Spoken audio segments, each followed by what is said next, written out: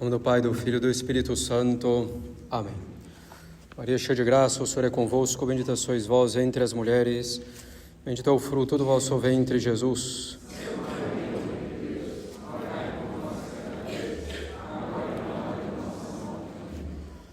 Podem sentar-se. Antes de tudo, quero manifestar a minha alegria, o meu contentamento de estar hoje aqui, então, com esses fiéis da missa tridentina da Arquidiocese de Aracaju. Então, um grande contentamento, uma grande alegria poder visitá-los e conhecer muitos de vocês, então, pela primeira vez. Como sempre faço nas minhas visitas, peço as orações de todos, claro, por este apostolado aqui, a missa tridentina, em particular pelo padre que mais os atende aqui frequentemente, o padre Francisco, também os padres que os visitam. Peço também as orações pelo nosso Instituto Bom Pastor, pelos seus sacerdotes e também pelos seus seminaristas, e asseguro também vocês das nossas orações por vocês e pelas famílias de vocês. Bem, estamos hoje neste quarto domingo da Quaresma, que é o domingo Gaudete, também conhecido como o domingo Letare, o domingo da alegria no meio da Quaresma, para que em meio aos nossos propósitos de Quaresma, propósitos de oração, propósitos de mortificação, propósitos de caridade, nós possamos nos lembrar que a alegria, que a nossa felicidade estável está precisamente numa união cada vez mais profunda e cada vez mais estável com o nosso Senhor Jesus Cristo. O propósito final da Quaresma é sempre esse, uma maior união com o nosso Senhor Jesus Cristo. Eu gostaria então hoje, meus caros católicos, muito brevemente, tratar de 2 pontos que podem trazer paz para a nossa alma. Paz em nosso Senhor Jesus Cristo, que é a verdadeira paz, e com essa paz, essa verdadeira alegria mais estável. O primeiro ponto é em relação às tentações. Nós devemos entender bem as tentações. E primeiro entender e distinguir a tentação do pecado. Então, a tentação é um pensamento, uma imaginação, que pode começar, às vezes, com algo exterior que está presente diante de nós, ou às vezes sem esse algo exterior. Mas é algo, então, que tenta, por assim dizer, nos levar ao pecado, quer nos induzir ao pecado, nos dá uma sugestão do pecado. E quando surge, então, caros católicos, este pensamento, esta imaginação, ainda não temos pecado, mas a tentação. E o que nós devemos fazer assim que percebemos a tentação, qualquer que seja ela, qualquer que seja a sua intensidade, qualquer que seja a sua natureza, assim que a percebemos, devemos reagir. Reagir ao mesmo tempo com firmeza e serenidade, para que a tentação não nos perturbe. E devemos reagir rezando, procurando até mesmo fazer um ato contrário àquilo que nos é sugerido pela tentação, e logo procurando pensar em outra coisa, distrair a nossa alma da tentação para outra coisa, qualquer que seja ela, desde que seja lícita, não pararmos na tentação. Em particular, se for uma tentação contra a fé ou contra a castidade, como dizem os santos, é forte quem foge. Rezar e logo tentar realmente pensar em outra coisa, ocupar-se com outra coisa que possa nos engajar nossa imaginação, nossa inteligência, as faculdades da nossa alma. E nessas duas tentações em particular, sem ficar nos demorando, o que é exatamente a tentação, por quê, como? Será que é grave? Será que é leve? Não, tentações contra a fé e a castidade é forte quem foge, reconhecendo a nossa própria fraqueza e tirando então, ou tomando a nossa força da força de Deus, da graça de Deus. E ainda que estejamos combatendo, rezando, procurando pensar em outra coisa, se for o caso fazendo ato contrário ao pecado que a tentação sugere, pode ser que venham ainda sensações, deleitações a partir daquela imaginação, daquele pensamento, qualquer que seja, mais uma vez, a natureza do pecado, da tentação, qualquer que seja a natureza da tentação, ainda assim, essas sensações que não desejamos, que não buscamos, que ao contrário, contra as quais estamos lutando, rezando, procurando pensar em outra coisa, essas sensações ainda não são pecado. O pecado vem com consentimento, quando eu, com a minha vontade, aceito a tentação, quando eu alimento a tentação. O pecado é sempre um ato voluntário. O pecado é um ato da vontade.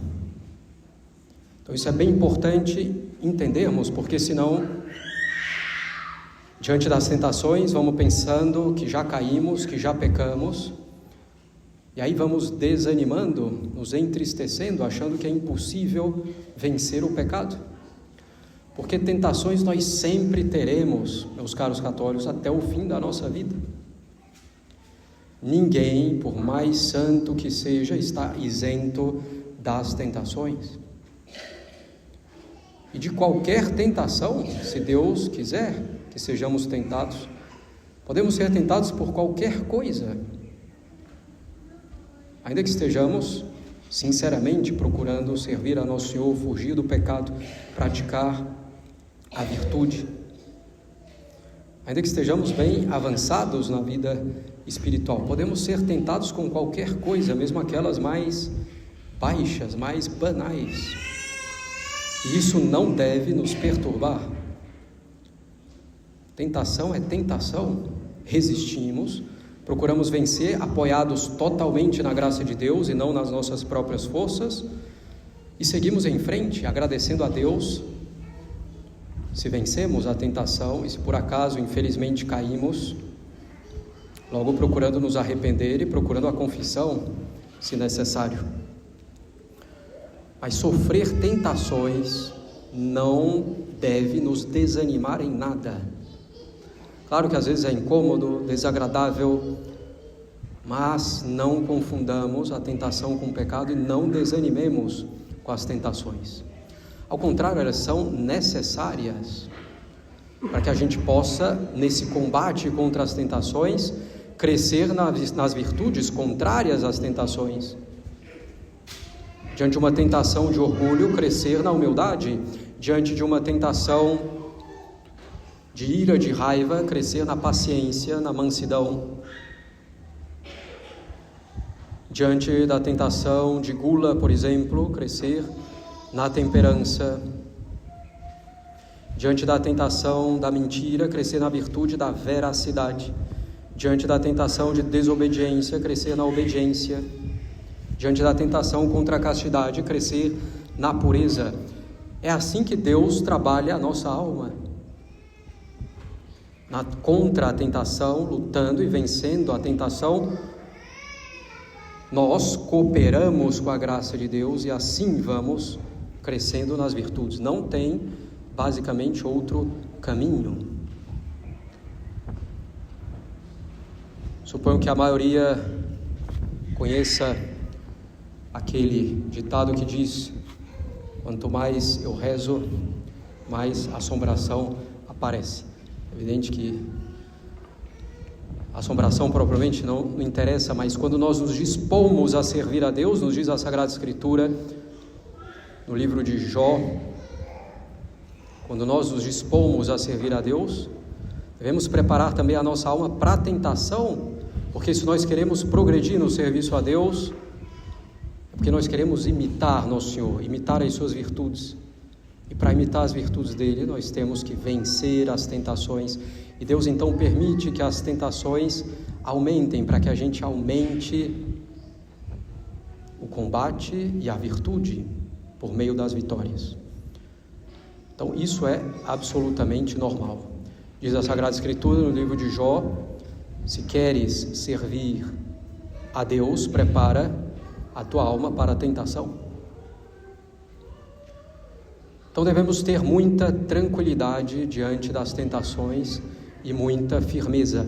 Claro que devemos, se somos tentados frequentemente em alguma coisa, devemos refletir se nós não estamos favorecendo a tentação.